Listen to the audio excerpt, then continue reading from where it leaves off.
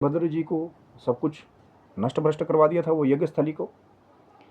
और कहीं ना कहीं कनखल क्षेत्र में जब भगवान शिव सब स्वयं गए थे, फिर जब ब्रह्मदेव को द्वारा जो है कैलाश पे जाना पड़ा भगवान विष्णु को कि महाराज आप ही चलिए, दक्ष का यज्ञ जो है वो तभी सफल होगा जब आप चलेंगे। फिर भगवान शिव जी ने कनखल क्षेत्र में दोबारा जाकर के बकरे का शीश लगाया था दक्ष प्रजापति के सिर पे, लेकिन उनसे रहा नहीं गया। और फिर वहाँ जो योगाग्नि से भस्म हुआ जो माँ सती का जो शरीर था, भगवान शिव ने उन्हें उस शरीर को उठाया और पागलों की तरह कहीं ना कहीं पूरे ब्रह्मांड में विचरण करने लगे।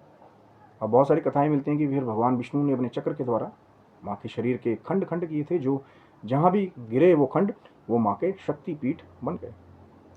और तब भगवान शिव जी और व्यथित हो गए कि वो जो माँ की देह थी कहीं ना कहीं वो भी भगवान शिव के हाथों से चली गई। तो भगवान शिव जी ने कहते हैं कि अपना सारा वो जो संहारकर्ता का वो जो कार्यभार था उसको छोड़ दिया और बड़े बड़े वनों में विचरण करने लगे। अब ये उन लोगों के लिए भी यहाँ से एक बड़ी लाभकारी बात है जिनको कहीं से धोखा मिल जाता है और थोड़ा सा वैराग्य या खालीपन जिंदगी में आ जाता है, वो ज़रूर देखें इसको।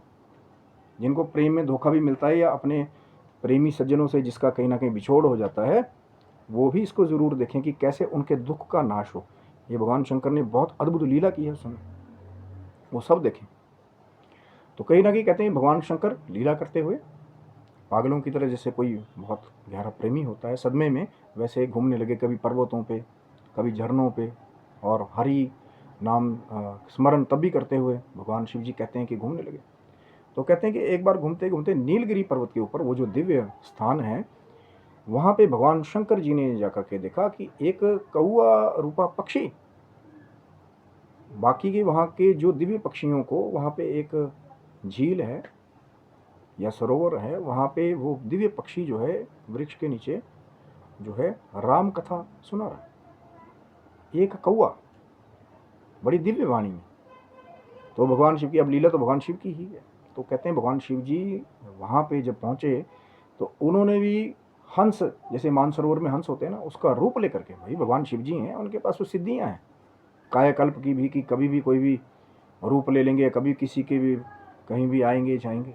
भगवान शिव जी हैं, वैरागी है, सिद्धियों के भैया आदि योगी तो वही हैं। तो कहते हैं कि मानसरोवर का हंस बन करके फिर भगवान शिव जी ने वह राम कथा सुनी थी। लेकिन ये कैसे प्राप्त हुआ, उस एक कौए को कैसे ये सब कुछ प्राप्त हुआ? राम कथा की कृपा।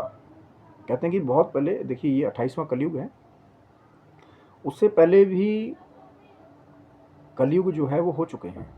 जैसे 27 कलयुग जो पहले होकर के गए। अब बहुत सारे बोलेंगे हैं हाँ ये सर्कल चलता है ऐसे,